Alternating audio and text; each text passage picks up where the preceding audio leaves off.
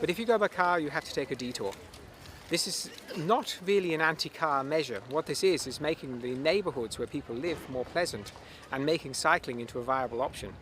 And everyone said, it can't work. This is impossible. The shopkeepers said, we'll leave the city immediately.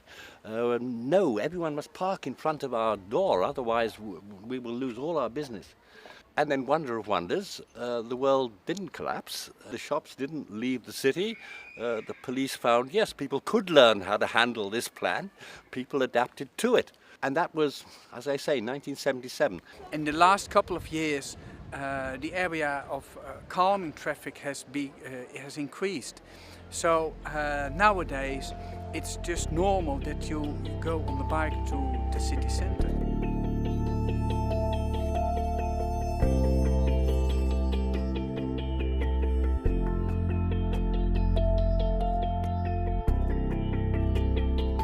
In Groningen, the average person cycles 1.4 times a day. Okay, so that's how it goes. 10 times a week, people ride a bike somewhere.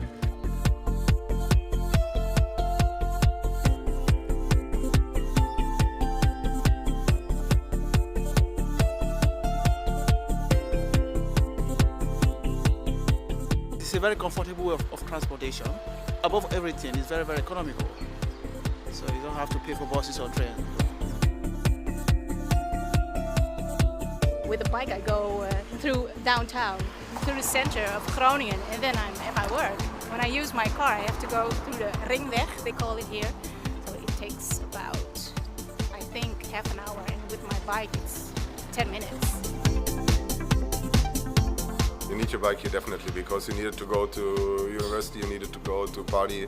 You can transport everything on the bike, so you see people here riding like, you can even transport the fridge if you want to. Then you put the fridge on the back of the bike and you just push the bike, but it will bring it somewhere somehow.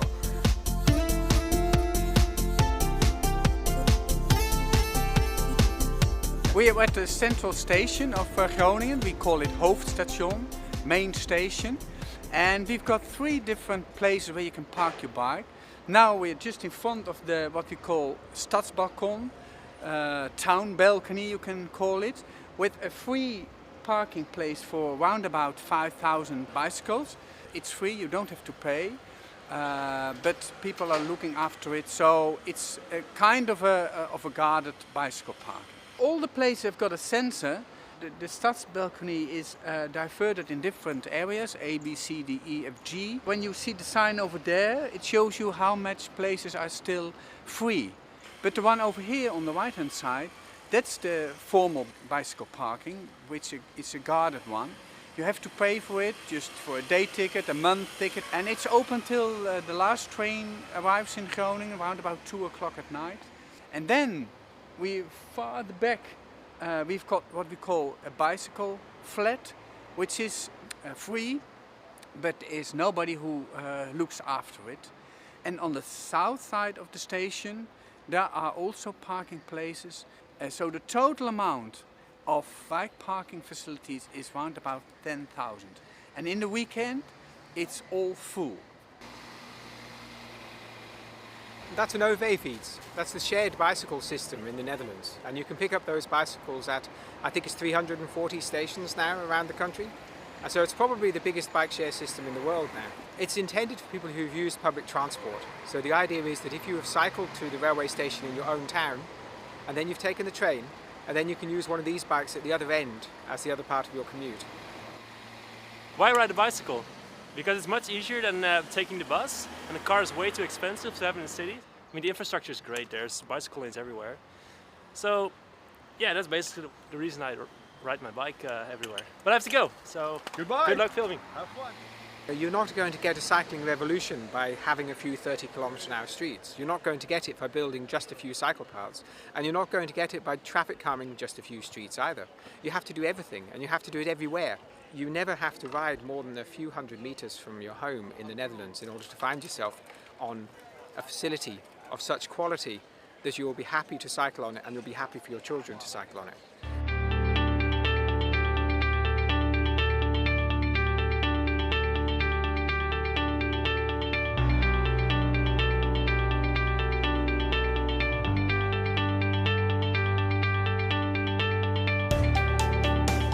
try to make new areas around the town within a boundary of say 5 till 7 kilometers.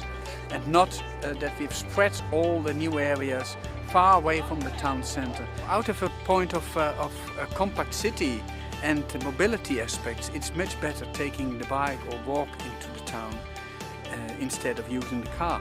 And this bridge is one of the projects which gives you the opportunity to use the bike or go on your feet to the shops which are on the other side. So it's a very easy and quickest way to go from the new area over here and to go to the area down there.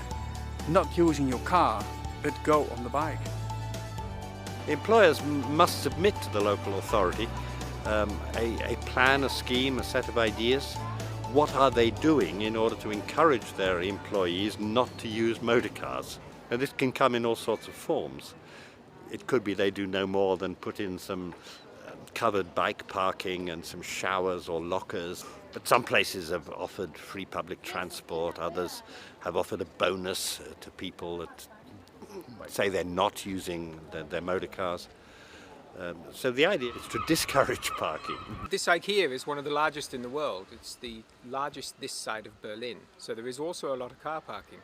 But the cycle parking here is still quite generous. Here you can see there's a special cycle path just right into the entrance. We go straight on and we cycle just right into the shop.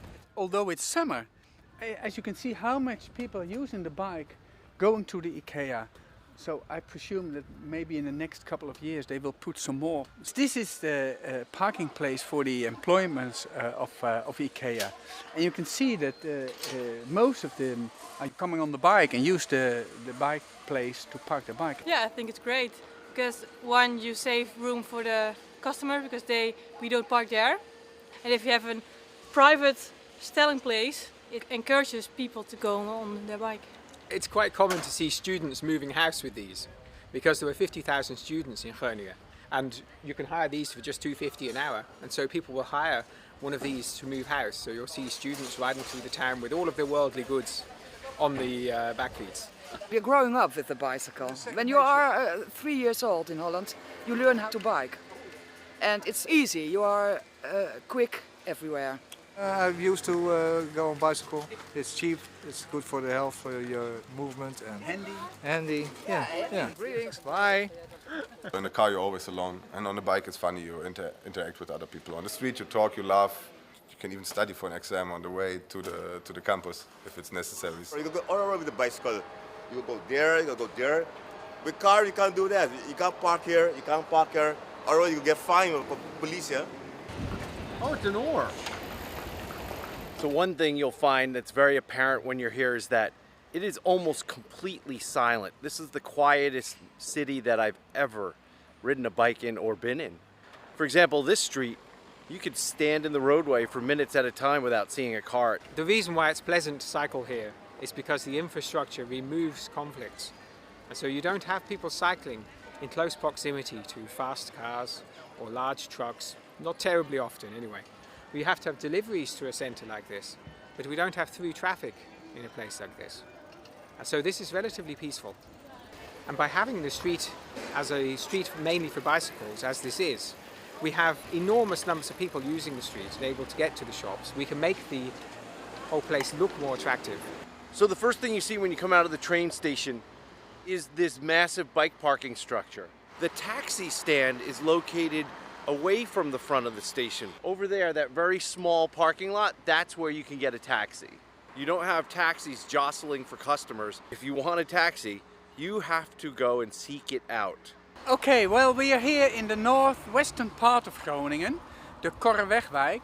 It's built in the 1930s, and behind me you will see the canal, which is the Van Starkenborg Canal. It's the canal which leads from Amsterdam to Germany. So it's an important canal. A lot of ships are here the whole day and the whole night. It's open 24 hours, 6 days a week. Behind here is a suburb area with a lot of young people, with young children. They all have to go to work, go to school. They have to pass the bridge. 13,000 cyclists each day will pass this bridge. It's an old bridge, it's a swing bridge. It will open sometimes 10 minutes, so it will take a long time when you can pass. That means that we have made these separate bridges which you can use when the bridge is open. So you never can say when you have to go to school, well, I'm late because the bridge was open. It gives you options. Some people will wait, some people take the bridges just behind the swing bridge. In the morning hour, you might see that a lot of people will use the separate bridge to go to their work. But when you go home and you think, well, I've been working for a long day, I will wait.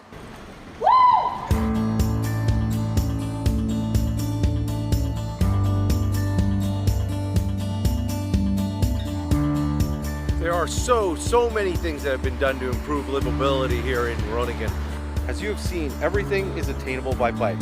Through smart transportation planning, all obstacles have been removed, and the result is a beautiful city that's quiet, healthy, and fun, and pleasant. Like say if you want to go to the movie theater, there are hundreds of bike parking spaces out front and hundreds more protected in a garage out back. But that's just something that's not remarkable in the Netherlands. Look at the quality of the pathways throughout the city. The brick pavers are flawless in spots. It's hard to find a defect anywhere or a spot where it's uneven. Maintenance is a priority because they want people to have a smooth ride. That's because the city does not encourage traveling by car, and thus the money they save, they can continue to build beautiful places that you can walk on and bike on and take transit on, and yes, even drive your car when you need to. And a bicycle isn't considered to be a strange toy. It's not a sporting object. It's a simple method of transportation. You don't think about cycling any more than you think about your feet when you're walking.